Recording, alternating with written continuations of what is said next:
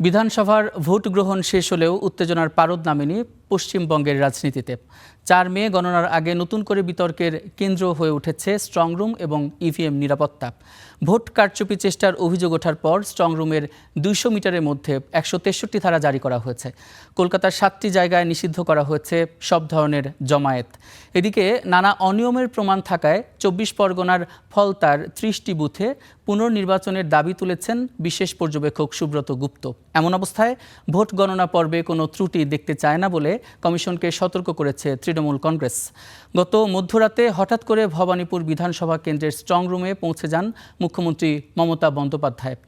বৃষ্টি উপেক্ষা করে তার এই উপস্থিতি রাজনৈতিক মহলে আলোচনার জন্ম দেয়। মুখ্যমন্ত্রী জানান, ইভিএমে কারচুপির অভিযোগে সেখানে গিয়েছিলেন তিনি।